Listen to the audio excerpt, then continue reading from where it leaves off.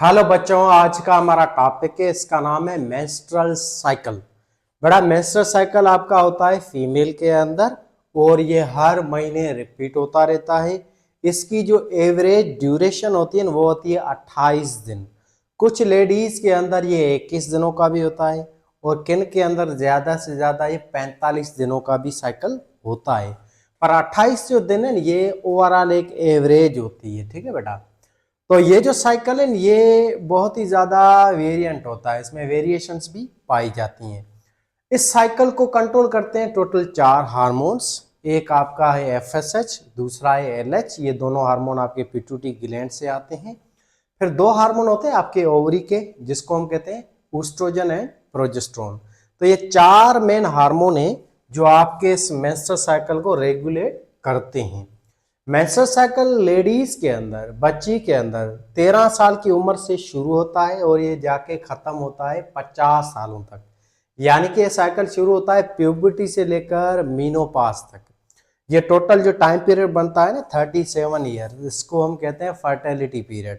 इस पूरे साइकिल में इस लेडीज के अंदर ये प्रोसेस चलता रहता है और साइकिल के टोटल हैं 3 फेज। फेज नंबर 1 है, इसका नाम है मेंस्ट्रुएशन फेज। दूसरा है, इसका नाम है प्रोलिफरेटिव फेज, या इसको दूसरे नाम से कहते हैं pre ovulatory phase. And then आपका तीसरा और आखिरी फेज है, इसका नाम है सीक्रेटरी फेज या पोस्ट ओव्यूलेटरी फेज। तो ये टोटल 3 फेजेस होते हैं मेंस्ट्रुअल साइकिल के। अब हम डिस्कस करते हैं डिटेल में स्टेप बाय स्टेप अच्छी तरह से। ये एक देखें, एक फीमेल है बेटा। इस औरत के अंदर होता है फीमेल रिप्रोडक्टिव सिस्टम, जिसमें पहले एक मेन ऑर्गन आता है जिसको हम कहते हैं ओवरी, बच्चेदानी। ये टोटल 2 होती हैं। अब शुरू में क्या होता है कि औरत के अंदर अगर फर्टिलाइजेशन नहीं हुई है या लेडीज प्रेग्नेंट नहीं हुई है, तब क्या होता है लेडीज के अंदर ये जो ऑर्गन है माँ की कोख, जिसको यूटेरस कहते हैं, इसके अंदर एक इनर मोस्ट लेयर होती है जिसको हम कहते हैं एंडोमेट्रियम। ये एंडोमेट्रियम लेयर जो है ना, ये लाल कलर को आपको दिखाई दे रही है, थिक मोटी सी खास लेयर, ये टूटती है और ये टूट के खून की फॉर्म में बाहर निकलती है। इसको हम कहते हैं मेंसेस या पीरियड्स या मेंस्ट्रुअल फ्लो भी कहते हैं। जब फर्टिलाइजेशन नहीं होगी तब ये लेयर टूट जाएगी और ये गंद या खून की फॉर्म में बाहर निकलेगी। तो शुरू में औरत के अंदर 3 से 5 दिन खून चलता है, ब्लड चलता है।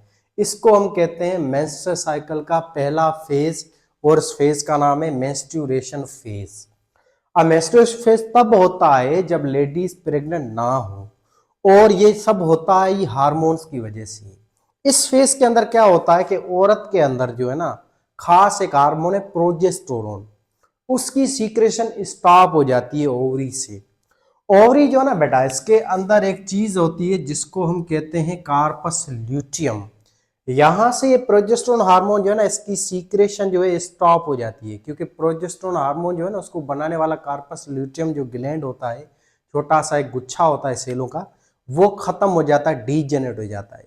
इस हार्मोन के ना होने की वजह से ये लेयर टूट के बाहर निकलती है खून की फॉर्म में।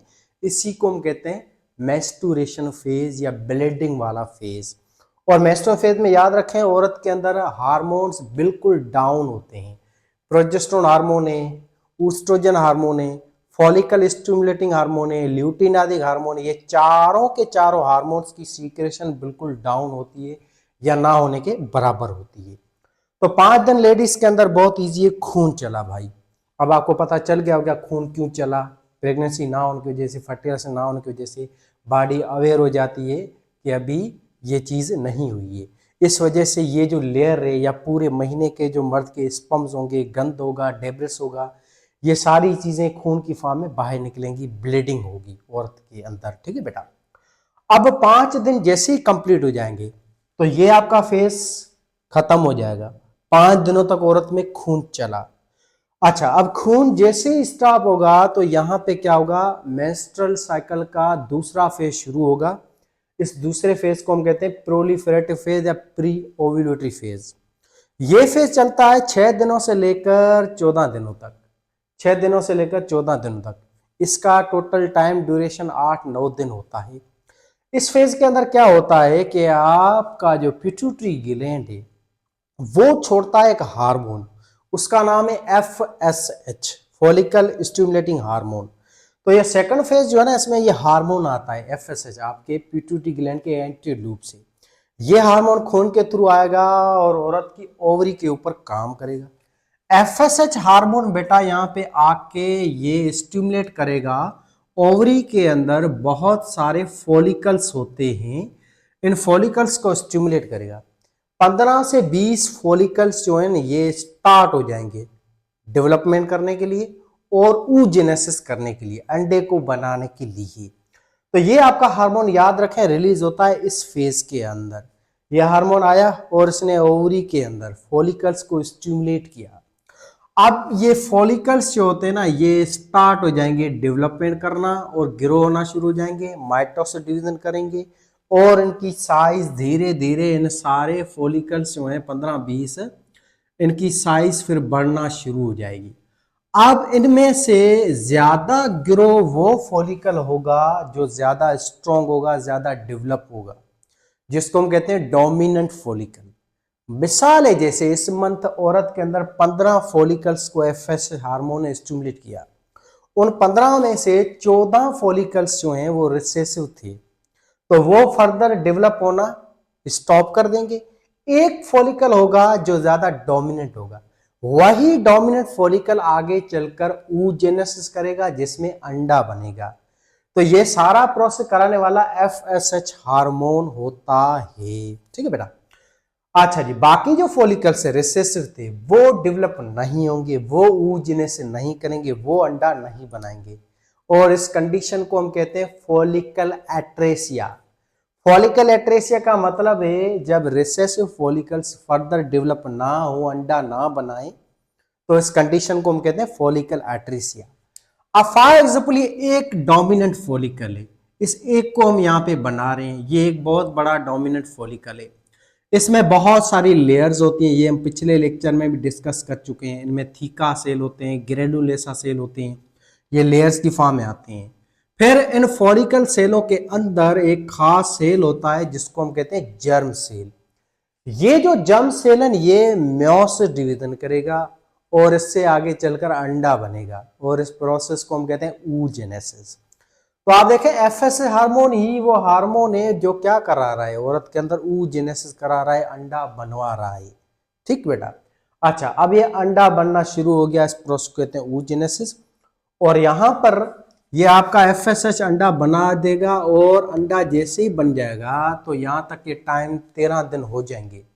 अंडे को बनने में तकरीबन 8-10 दिन लगते हैं ओवरी के अंदर, तब तक ये हार्मोन सीक्रेट होता रहेगा अप टू 13 दिनों तक। अब जैसे ही 14वां दिन आएगा उस दिन क्या होगा, ये एफएसएच हार्मोन एक और काम भी करता है। एफएसएच हार्मोन टोटल 2 काम करता है बेटा। एक हार्मोन जो है ये इसका काम ये है अंडे को बनाना, oogenesis करना, एक काम ये हुआ। दूसरा एफएसएच का काम है एक और हार्मोन को भी बनाना जिसका नाम है ऊस्ट्रोजन। ये एफएसएच क्या करता है, इस फॉलिकल को डेवलप कर देता है, ग्रो कर देता है, साइज में इंक्रीज कर देता है। फिर ये फॉलिकल जब बहुत बड़ा हो जाएगा ना तब इसको हम कहते हैं ग्राफियन फॉलिकल या वेजिकुलर फॉलिकल या ग्लैंडिकुलर फॉलिकल या मैच्योर फॉलिकल भी इसको कहते हैं। अब इस मैच्योर फॉलिकल या इस ग्राफियन फॉलिकल जो है ये बहुत सारे सेलों का गुच्छा है, इसी को हम कहते हैं ग्राफियन फॉलिकल। इसके अंदर देखें ये जर्म सेल था जो कि मेयोसिस करके अंडा बना रहा है। इस पूरी स्ट्रक्चर को ग्राफियन फॉलिकल कहते हैं। इसको बनाने वाला एफएसएच हार्मोन है। इस हार्मोन ने क्या किया, एक तो अंडा बनवाया मेयोसिस करके, दूसरा ये एफएसएच क्या करता है आपके इस ग्राफियन फॉलिकल्स जो है ना उसके अंदर जो सेल होते हैं ना उनसे एक और हार्मोन बनवाता है जिसका नाम है ऊस्ट्रोजन या ईस्ट्रोजन भी कहते हैं। ये ऊस्ट्रोजन या ईस्ट्रोजन हार्मोन आएगा खून के थ्रू और ये ईस्ट्रोजन या ऊस्ट्रोजन हार्मोन जाके काम करेगा यूटेरस की इस इनर लेयर पे जिसका नाम है एंडोमेट्रियम। इस एंडोमेट्रियम लेयर को ये रिपेयर करेगा जो खून में टूट चुकी थी ना 5 दिनों तक जो खून चला था। इस एंडोमेट्रियम लेयर को ये प्रिपेयर करेगा, इसकी खून की नालियों को ये नया नया बनाएगा, खून के फ्लो को इंक्रीज करेगा। तो ये डेवलपमेंट कराता है आपके एंडोमेट्रियम लेयर की, ग्रोथ करवाता है, खून की नालियों को इंक्रीज करेगा, इसकी ग्रोथ वगैरह करवाता है ऊस्ट्रोजन हार्मोन। तो ऊस्ट्रोजन हार्मोन कहां से रिलीज हुआ बेटा, ग्राफियन फॉलिकल से। किसने रिलीज करवाया, एफएसएच ने। जैसे जैसे दिन गुजरते जाएंगे तो एफएसएच हार्मोन जो है वो एस्ट्रोजन को इंक्रीज करता जाएगा। जैसे एस्ट्रोजन की लेवल बढ़ती जाएगी तो ये एस्ट्रोजन क्या करेगा, नेगेटिव फीडबैक अदा करता है एफएसएच के हार्मोन के लिए। एस्ट्रोजन की लेवल बढ़ेगी ना तो ये क्या कर देगा, जाके सिग्नल देगा आपके पिट्यूटरी ग्लैंड को। फिर पिट्यूटरी ग्लैंड समझ जाएगा कि एस्ट्रोजन लेवल हद से ज्यादा बढ़ चुका है, तो यानी कि एफएसएच ने अपना काम कर दिया है। अब आपका पिट्यूटरी ग्लैंड एफएसएच की सीक्रेशन को स्टॉप कर देगा 13वें दिन तक। जब 13 दिन आएगा ना उस दिन एफएसएच की सीक्रेशन बिल्कुल स्टॉप हो जाएगी। तो एस्ट्रोजन देखे क्या कर रहा है, एस्ट्रोजन नेगेटिव फीडबैक अदा कर रहा है एफएसएच के लिए। एफएसएच एस्ट्रोजन के लिए पॉजिटिव फीडबैक कर रहा है, यानी कि एफएसएच बढ़ेगा तो एस्ट्रोजन लेवल बढ़ेगी। एस्ट्रोजन की लेवल बढ़ेगा तो वो जाके एफएसएच की लेवल को डिक्रीज करेगा, क्योंकि एफएसएच ने अपना काम कर दिया, अंडे को बनवा लिया है। अब जब 14वां दिन आएगा ना उस दिन एफएसएच की सीक्रेशन पिट्यूटरी ग्लैंड से स्टॉप हो जाएगी, और उसी 14वें दिन पे पिट्यूटरी ग्लैंड एक और हार्मोन छोड़ेगा, उसका नाम है एलएच हार्मोन, ल्यूटिनाइजिंग हार्मोन या आईसीएसएच भी कहते हैं, इंटरस्टेशियल सेल स्टिमुलेटिंग हार्मोन। अब 14वें दिन पे ये हार्मोन आएगा आपकी पिट्यूटरी ग्लैंड से, और ये एलएच आके स्टिमुलेट करेगा इस ग्राफियन फॉलिकल को। इस ग्राफियन फॉलिकल के अंदर ये अंडा पड़ रहा है, अंडा पड़ा है जो कि डेवलप हुआ है, और इस अंडे को अभी हम कहते हैं सेकंड यूज साइट।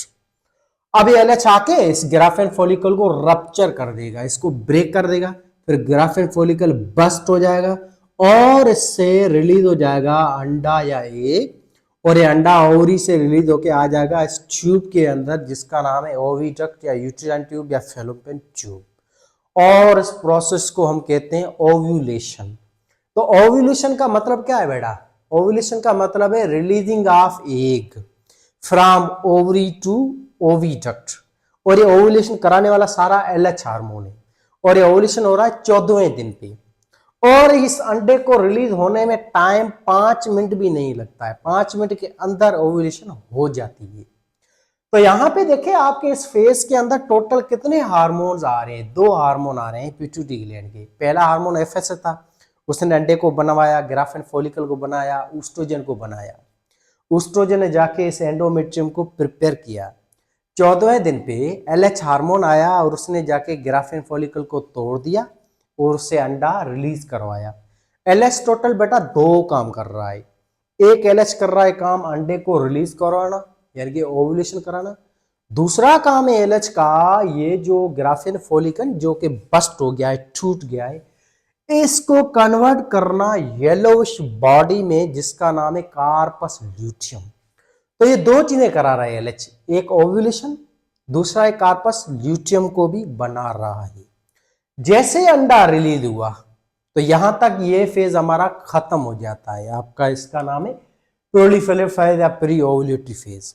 इस फेज में क्या क्या हुआ, बहुत इजी, एफएसए हार्मोन आया, उसने अंडा बनवाया, ग्राफियन फॉलिकल को डेवलप किया, फिर आया एलएच हार्मोन, उसने अंडे को रिलीज कराया, और इसके बाद वो ग्राफियन फॉलिकल को कन्वर्ट किया येलोविश बॉडी में जिसका नाम है कार्पस ल्यूटियम। तो ये 3-4 बड़ी बड़ी मेजर चेंजेस होती हैं आपके इस फेज के अंदर। अब ये जो अंडा है ये ओवरी से निकल के आ जाएगा यहाँ पे ओविडक्ट के अंदर, और ये अब ग्राफियन फॉलिकल जो ये कन्वर्ट हो चुका है कार्पस ल्यूटियम में। अब अगेन एलएच हार्मोन इस ग्राफियन फॉलिकल जो है ना जिसको अभी हम कार्पस ल्यूटियम कहेंगे, इसको स्टिमुलेट करता रहेगा, क्योंकि कार्पस ल्यूटियम अब एक और हार्मोन बनाएगा जिसका नाम है प्रोजेस्टेरोन। तो प्रोजेस्टेरोन हार्मोन को बेटा बनाने वाला कार्पस ल्यूटियम है, और इस हार्मोन को सीक्रेट और प्रोड्यूस करवाने वाला एलएच हार्मोन है, ठीक है ना। एलएच हार्मोन अब प्रोजेस्टेरोन छोड़ाएगा और प्रोजेस्ट कार्पस ल्यूटियम से आता जाएगा, और ये आके प्रोजेस्टेरोन काम करेगा एंडोमेट्रियम लेयर पे। अब यहाँ पे आपका थर्ड फेज शुरू होता है जिसको हम कहते हैं सीक्रेटरी फेज या पोस्ट ओव्यूलेटरी फेज, यानी कि ओव्यूलेशन के बाद वाला फेज। ये फेज लार्जेस्ट फेज है आपके मेंस्ट्रुअल साइकिल का, और इसकी टोटल ड्यूरेशन होती है 14 से 15 दिन। ये लार्जेस्ट फेज है, तभी हम इसको कहते हैं। आपके मेंस्ट्रुअल साइकिल का सबसे छोटा फेज ये है, पहला मेंस्ट्रुएशन फेज। लार्जेस्ट फेज ये है आपका आपका सीक्रेटरी फेज या पोस्ट ओव्यूलेटरी फेज। अब यहां पे क्या होगा, एलएच हार्मोन आता जाएगा, और इस कार्पस ल्यूटियम से प्रोजेस्टेरोन हार्मोन सीक्रेट कराता है। प्रोजेस्टेरोन हार्मोन आके इस फेज के अंदर एंडोमेट्रियम लेयर को और ज्यादा थिक करता जाएगा, मोटा करता जाएगा, और ज्यादा मोटा करता जाएगा, इसकी डेवलपमेंट कराता जाएगा और उस एंडोमेट्रियम लेयर के अंदर नए नए ग्लैंड्स को बनाएगा। ये एंडोमेट्रियम लेयर के अंदर ग्लैंड्स बनते हैं, ये ग्लैंड्स खाना है, फूड है, प्रोटेक्शन वगैरह करते हैं इससे नए जायगोट की, क्योंकि अभी अंडा निकला है बाहर। अब इस अंडे को अगर स्पर्म मिल गया यहाँ पे ओविडक्ट में, अगर फर्टिलाइजेशन हो जाती है तो ये अंडा चेंज हो जाएगा जायगोट में। अब ये जायगोट आ जाएगा इस ट्यूब से निकल के इस माँ की कोक में जिसका नाम है यूटेरस, और यहाँ पे जाके इस जायगोट की इम्प्लांटेशन होगी, यानी कि जायगोट जो अंदर धस जाएगा इस एंडोमेट्रियम लेयर में, और इस एंडोमेट्रियम लेयर को फिर प्रिपेयर करना, बड़ा करना, ग्रो करना और इस डिलीवरी जो है या प्रेगनेंसी को मेंटेन करना, ये सारा काम होता है प्रोजेस्टेरोन हार्मोन का। और अभी ये प्रोजेस्टेरोन हार्मोन ओवरी के कार्पस ल्यूटियम से ही आ रहा है। समझ आ रही है बात? इसी आखिरी फेज को हम कहते हैं सीक्रेटरी फेज या पोस्ट ओव्यूलेटरी फेज। अच्छा, अगर फर्टिलाइजेशन यहाँ पे नहीं होती है, फॉर एग्जाम्पल अगर स्पर्म यहाँ पे अंडे को नहीं मिलता है, तो अगेन ये प्रोजेस्टेरोन की सीक्रेशन आखिरी 28वें दिन पे स्टॉप हो जाएगी, क्योंकि कार्पस ल्यूटियम जिंदा होता ही 14 दिनों के लिए है। 14 दिनों के बाद ये कार्पस ल्यूटियम डीजेनरेट हो जाएगा, फिर प्रोजेस्टेरोन जो है इस हार्मोन की सीक्रेशन डाउन या स्टॉप हो जाएगी। जैसे ही प्रोजेस्टेरोन बेटा स्टॉप होगा तो अगेन एंडोमेट्रियम लेयर टूट जाएगी और ये जो अंडा है जो अनफर्टिलाइज है ये और गंध सारा बाहर निकलेगा। अगेन एक नया मेंस्ट्रुअल साइकिल शुरू हो जाएगा औरत के अंदर, फिर से सेम ये दिन रिपीट होंगे। ये था आपका खास टॉपिक। अब इसकी रीडिंग करते हैं बुक की जो लाइनें। मेंस्ट्रुअल साइकिल बेटा क्या है? It is the physiological changes which occurs in the uterus make the possible pregnancy. Menstrual cycle हम कहते हैं कि यूटेरस के अंदर जो चेंजेस आ रही हैं, खून का बनना, लेयर्स का बनना, इसी चेंजेस को हम पढ़ें, स्टडी करें हार्मोन्स की मदद से, हार्मोन की रेगुलेशन से, तो इसको हम कहते हैं मेंस्ट्रुअल साइकिल, या इसको मंथली साइकिल भी कहते हैं, क्योंकि ये साइकिल एक महीने के ऊपर डिपेंड होता है। इसकी एवरेज होती है 28 दिन और वेरिएबल भी होता है। कुछ औरतों में ये कम से कम 21 दिनों का होता है, कुछ के अंदर 45 दिनों तक भी होता है ये साइकिल, यानी कि कुछ लेडीज के अंदर 35 दिन पे खून निकलता है, कुछ के अंदर 28 दिनों पे ऐसे। अच्छा जी, it is regulated by 4 key hormone FSH, LH, oestrogen and progesterone. इसके टोटल 3 फेज हैं। पहला है मेंस्ट्रुएशन फेज जो कि 1 से 5 दिनों तक चलता है। अच्छा, इसमें क्या होगा? ब्लीडिंग होगी, खून निकलेगा बाहर, गंध सारा, एंडोमेट्रियम लेयर टूट के बाहर निकलती है।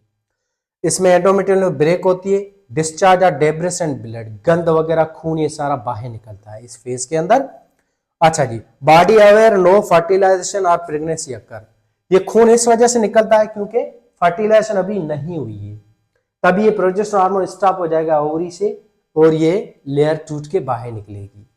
Progesterone stopped by corpus luteum and result in spongy vascular lining of the uterus called endometrium break out and start flow by the vagina called menstrual flow. अब ये एंडोमेट्रियम सारा गंद की फॉर्म में बाहर निकलेगा वेजाइना के थ्रू, खून की फॉर्म में, इसी को हम कहते हैं menstrual flow. First day of menstrual flow taken as the beginning of the menstrual cycle. जो पहला दिन होगा जिस दिन खून निकलना शुरू होगा औरत में, तो हम कहेंगे इस औरत में एक नया मेंस्ट्रुअल साइकिल शुरू हो गया है। ये खून 5 दिनों तक चलेगा। अब आता है सेकंड फेज जिसका नाम है प्रोलिफेज फेज या प्री ओव्यूलर फेज। ये फेज चलता है 6 दिन से लेकर 14 दिनों तक, और इसमें क्या होगा? Increase FSA level. इस कंडीशन में जैसे ही खून स्टॉप हुआ तो सेकंड फेज शुरू होगा जिसमें क्या होगा? एफएसए हार्मोन आएगा पिट्यूटरी ग्लैंड से। ये हार्मोन जाके स्टिमुलेट करेगा ओवरी के अंदर फॉलिकल्स को, फिर फॉलिकल्स को मैच्योर करेगा, कन्वर्ट कर देगा एक बड़े से सेलों के गुच्छे में जिसको हम कहते हैं ग्राफियन फॉलिकल, और यहाँ पे oogenesis भी स्टार्ट करेगा एफएसएच हार्मोन, और इसके बाद आखिर में ये ईस्ट्रोजन हार्मोन को भी बनाएगा। ठीक है, इंक्रीज एफएसएच लेवल होगा, stimulate few follicles, follicle atresia, कुछ फॉलिकल जो रिसेस होंगे वो डीजेनरेट हो जाएंगे। इस कंडीशन को हम कहते हैं फॉलिकल एट्रेसिया। डोमिनेंट फॉलिकल ही कन्वर्ट होगा और जाके वो अंडा बनाएगा, oogenesis करेगा। एफएसएच क्या करता है? ग्राफियन फॉलिकल को स्टिमुलेट भी करेगा to release oestrogen hormone. FSH ही वो हार्मोन है जो ग्राफियन फॉलिकल से ईस्ट्रोजन हार्मोन को बनाता है, यानी कि एफएसएच जो है ना ये पॉजिटिव फीडबैक अदा कर रहा है ईस्ट्रोजन के लिए, पर ईस्ट्रोजन जो है ये नेगेटिव फीडबैक अदा करता है एफएसएच के लिए। ऊस्ट्रोजन की लेवल बढ़ेगा ना तो एफएसएच का लेवल डाउन होगा, क्योंकि ऊस्ट्रोजन बढ़ेगा तो ये सिग्नल देगा पिट्यूटरी ग्लैंड को कि एफएसएच की अब जरूरत नहीं है, अब एलएच की जरूरत है, क्योंकि अंडा बन गया, एफएसएच ने अपना काम कर दिया है प्रभु जी, अब आप उसको छोड़ें। Estrogen regulate blood flow lining of the uterus, result endometrium become lush, thick, well supplied with blood. Estrogen hormone क्या करेगा, ये खून जो चल रहा था ना 5 दिनों तक उसको स्टॉप कर देगा और ये लाइनिंग को फिर से पेपर करेगा, नया बनाएगा दुल्हन की तरह, ठीक है ना। अच्छा जी, cervical mucus is dense and adhesive, but increase in estrogen cause it to become more fluid and transparent, forming pathway for sperm movement. अब इस कंडीशन में क्या होता है कि आपका यहाँ पे जो सर्वेक्स होता है, ये यूटेरस का आगे वाला हिस्सा होता है जिसको सर्वेक्स कहते हैं, यहाँ पे म्यूकस सीक्रेट होती है, व्हाइट फ्लूइड, ये बहुत ज्यादा गाढ़ा होता है, बहुत ज्यादा थिक होता है, म्यूकस मोटी होती है। अच्छा, अब यहाँ पे जब ये एफएसएच हार्मोन जो है अपना काम कर देगा ना, अंडे को बना देगा, तो इन दोनों में ऊस्ट्रोजन की लेवल भी बढ़ जाएगी। अब ऊस्ट्रोजन क्या करेगा, इस म्यूकस को पतला कर देगा और इसमें थोड़े से सोराख पैदा करेगा ताकि स्पर्म आ सके अंदर, क्योंकि अब अंडा बन चुका है, अंडा नीचे आएगा तो इसको मिलाने के लिए स्पर्म चाहिए, तो इस स्पर्म की मूवमेंट के लिए, इजी टू मूव, इसके लिए इस म्यूकस को ये थोड़ा सा पतला कर देता है आपका ऊस्ट्रोजन हार्मोन, ठीक। अच्छा जी, फिर आपका ऊस्ट्रोजन हार्मोन क्या कर रहा है, नेगेटिव फीडबैक अदा कर रहा है एफएच के लिए, और आपका ऊस्ट्रोजन कर रहा है एलएच के लिए पॉजिटिव फीडबैक, यानी कि एफएसएच की सीक्रेशन को ऊस्ट्रोजन स्टॉप कराता है, एलएच की सीक्रेशन को शुरू कराता है, ठीक। अच्छा जी, अब आगे चलते हैं। अच्छा, अब ये toward the end of proliferative phase, LH sudden release from the anterior pituitary and trigger the releasing of egg into the oviduct called ovulation. When it stimulates and it occurs within the 5 minutes, this is called LH spike. 14वें दिन पे LH release होगा आपके pituitary gland से, जो कि आपके अंडे को रिलीज कराएगा, और इसको हम कहते हैं LH स्पाइक, यानी कि LH का तादाद में बढ़ना, और इस फेज को हम कहते हैं ओव्यूलेशन फेज, और अंडा रिलीज होता है विद इन 5 मिनट्स। अच्छा जी, and then LH convert the rupture follicles into yellowish body called corpus luteum. और दूसरा काम एलएच का, इस ग्लैंडिकुलर जो मास है जिसको कार्पस ल्यूटियम हम आगे कहेंगे, ये बनाएगा, ग्राफ्टिंग फॉलिकल को कर देगा, कार्पस ल्यूटियम है। तो एलएच हार्मोन कार्पस ल्यूटियम बनाता है, अंडे को रिलीज कराता है, और प्रोजेस्टेरोन हार्मोन बनवाता है कार्पस ल्यूटियम से। एफएस हार्मोन क्या कर रहा है, ग्राफ्टिंग फॉलिकल बना रहा है, उससे ऊस्ट्रोजन हार्मोन बना रहा है और अंडे को बनवा रहा है। अच्छा जी, आखिरी फेज आता है ये। अच्छा, इस कंडीशन में क्या होगा, अंडा जो बन गया है इसमें अगर सेक्स होता है तो बच्चे होने के चांस होते हैं, तो आपको कोई भी सोचने की जरूरत नहीं है, बहुत इजी है। फॉर एग्जाम्पल बेटा, आज 15 तारीख है, या आज मान लेते हैं कि हम आज 1 अप्रैल है, 1 अप्रैल से 5 अप्रैल तक किसी औरत को खून चलाए, तो इन 5 दिनों में जो है ना मैटिंग या सेक्स नहीं करना है, क्योंकि वो गंद वगैरह निकल रहा है और इंजरीज वगैरह भी है औरत में। फिर 6 अप्रैल से लेकर 13 अप्रैल तक बंदा जो है वो सेक्स कर सकता है, क्योंकि तब अंडा नहीं बना हुआ होता है, अंडा तब बन रहा होता है। तब अगर मैटिंग होती है ना मेल और फीमेल की, तब बच्चे होने के कोई चांसेस नहीं है। 14वें दिन यानी कि 14 तारीख के दिन, 15 तारीख के दिन, इन 2-3 दिनों में ख्याल रखना है, इसमें मैटिंग नहीं करनी है, क्योंकि अंडा तैयार होकर आ जाता है। अगर इन 2-3 दिनों में मैटिंग हुई तो बच्चे होने के चांस हैं और औरत प्रेग्नेंट हो जाएगी। अंडा सिर्फ 24 घंटों के लिए ही जिंदा होता है। फॉर एग्जाम्पल, अभी 14 तारीख के 14वें दिन पे अंडा रिलीज हुआ है, तो 15 दिनों तक अंडा खराब हो जाएगा, खत्म हो जाएगा। तो आप 15-16 दिनों के बाद, यानी कि 15-16 डेट के बाद आप इस फेज में मैटिंग कर सकते हैं, कोई बच्चे के होने के चांसेस नहीं है। अगर ये साइकिल आपको याद है तो आपकी जो मैरिज लाइफ है उसमें कोई सोचने की या डिस्टर्ब होने की जरूरत नहीं है, टेबलेट्स वगैरह जो बच्चा गिराने की भी जरूरत नहीं है। अच्छा, अब आगे देखें, आखिरी फेज में क्या होगा, आफ्टर ओव्यूलेशन ये फेज शुरू होता है आपका आखिरी, जिसमें क्या होता है, अंडा आ जाता है, और अगर फर्टिलाइजेशन हुई तो ये कार्पस ल्यूटियम धड़ाधड़ प्रोजेस्टेरोन की सीक्रेशन स्टार्ट करेगा, और ये एंडोमेट्रियल ओवर ज्यादा मोटी होती जाएगी। बस regulate by the progesterone hormone of which temporary structure called corpus luteum, corpus में प्रोजेस्टेरोन हार्मोन रिलीज होगा। During this phase lining of uterus become thick and prepare for the possible pregnancy. Pregnancy यहाँ पे maintain होना शुरू हो जाएगी इस phase के अंदर। Progesterone promote the growth and development of blood vessels and glands in the endometrium and make the suitable environment for the zygote and embryo। Progesterone को ही हम कहते हैं प्रेगनेंसी मेंटेन हार्मोन। ये हार्मोन आके एंडोमेट्रियम को और ज्यादा थिक करेगा, मोटा करेगा, और एम्ब्रियो के लिए परफेक्ट एक माहौल बना रहा है बच्चे की डिलीवरी और उसकी मेंटेनेंस के लिए, एम्ब्रियोजेनेसिस के लिए। अगर यहाँ पे फर्टिलाइजेशन नहीं होती है तो ये हार्मोन की सीक्रेशन स्टॉप हो जाएगी, आपस में 14वें दिन पे डीजन हो जाएगा, अगेन ब्लीडिंग शुरू होगी। तो यही था आपका टॉपिक, आपका क्वेश्चन। कोई कंफ्यूजन है तो सवाल है तो जरूर कमेंट सेक्शन में पूछिएगा।